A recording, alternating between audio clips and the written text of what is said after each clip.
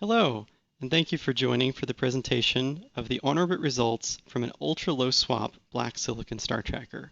My name is Darren Rowan, and I'm from the Aerospace Corporation. I'm presenting on the behalf of many authors, also from the Aerospace Corporation, and one from Psionics LLC. Some background. Two 1.5U Aerocube 10 satellites were deployed from the Cygnus Northrop Grumman 11 resupply spacecraft in August 2019. The mission was to study the Earth's atmosphere, demonstrate proximity operations, and measure the degradation of solar cells in orbit. Each spacecraft has two miniature star trackers with a high-performance black silicon focal plane made by Psionics LLC.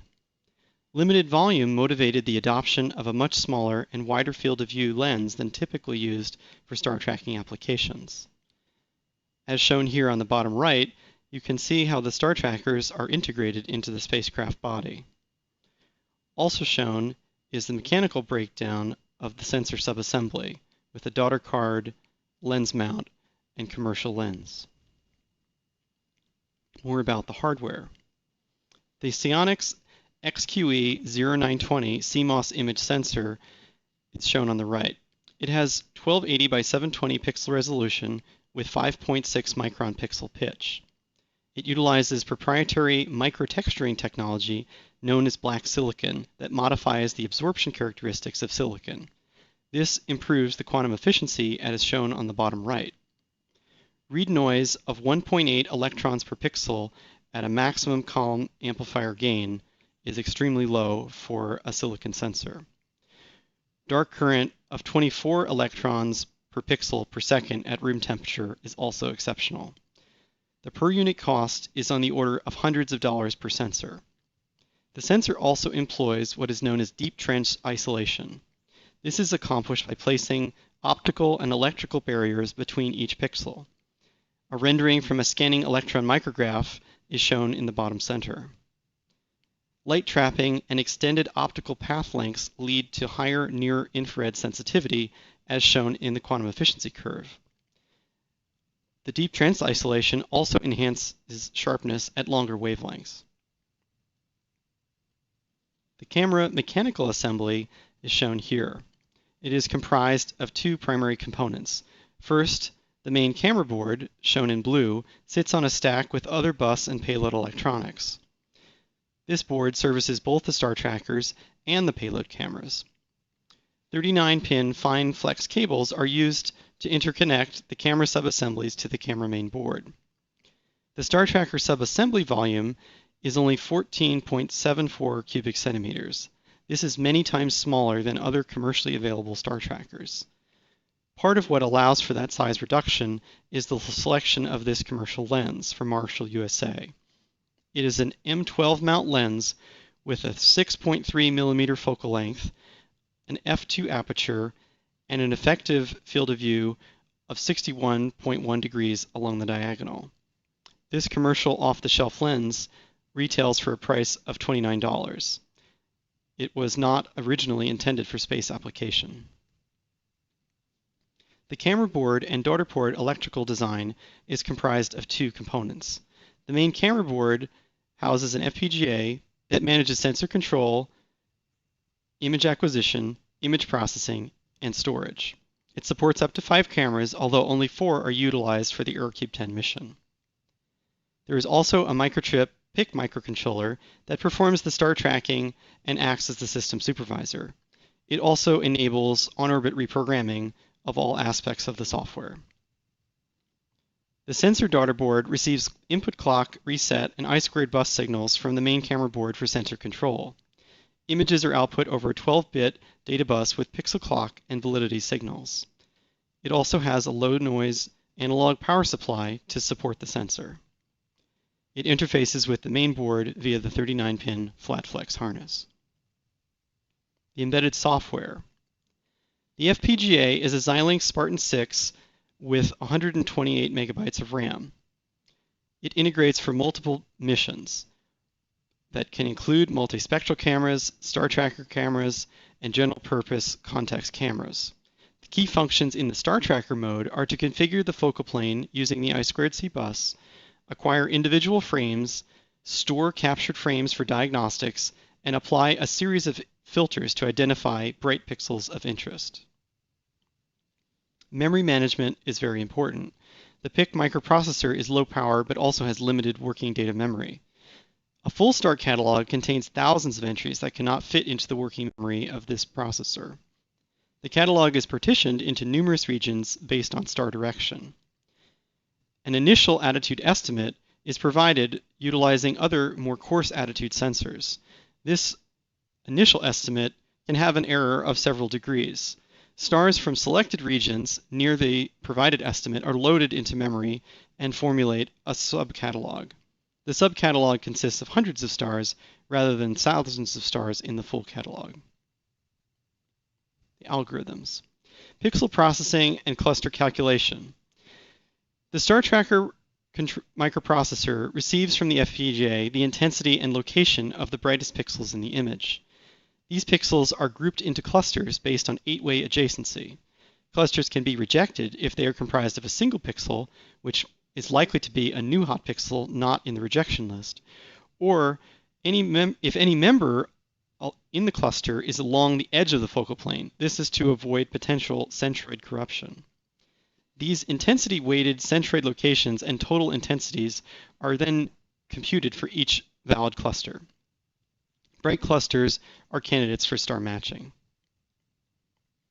Lens distortion is a very important aspect of the algorithms.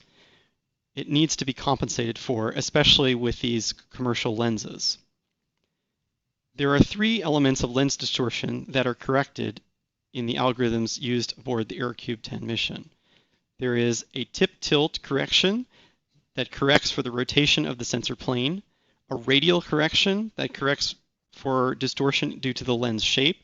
This is actually the dominant term for the lens that's being utilized here, and a tangential component that corrects for effects of the lens and the sensor not being collinear. Shown on the right is a result from the post-processing for how the coefficients in these corrections are computed.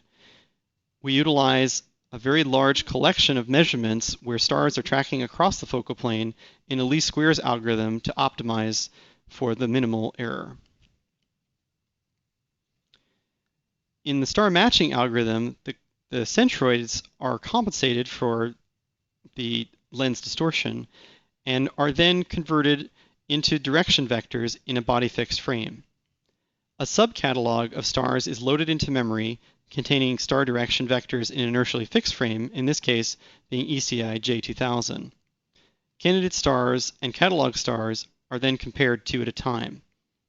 Once an initial estimate is formulated from a 2-star match, additional stars are compared against that estimate. Ultimately, 4 stars are required to obtain a valid solution. The attitude is computed once all of the stars, potential star matches have been explored. Once all potential matches between clusters and catalog stars have been found, the WABA problem is formulated to include all of the matches rather than just the first pair. The singular value decomposition technique is utilized to solve for the attitude solution, which is then converted from a direction cosine matrix into a quaternion, which is then sent along to the attitude control processor. The measurement matrix is also computed and is utilized in weighting as the solution is incorporated in the common filter. The on-orbit performance is very impressive. Shown here is the light sensitivity over approximately a week of data from on-orbit comprising about 872 star tracker frames. Plotted on the x-axis is the measured cluster intensity. On the y-axis is the catalog star magnitude.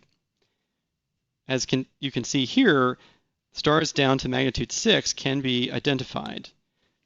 Worth noting that other miniature star trackers, such as the Berlin Space Technologies ST200 star tracker, also advertises a limiting magnitude of 6.0. However, other commercially available star trackers are notably much larger in volume, with significantly larger lenses and apertures.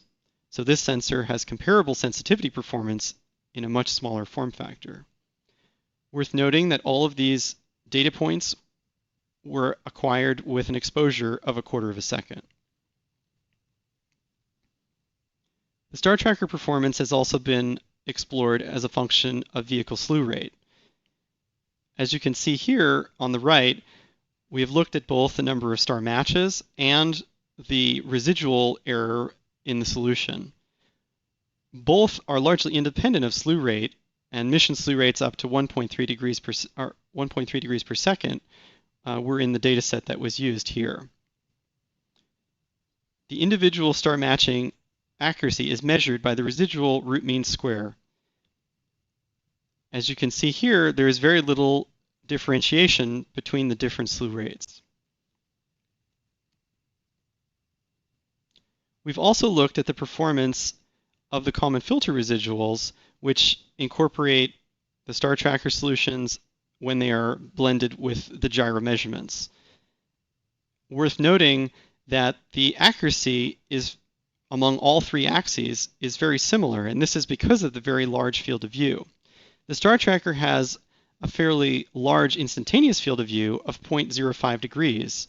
This is a disadvantage for the cross-bore sight accuracy, but works to the advantage for the about-bore sight accuracy because of the very large distribution of stars within distribution of stars.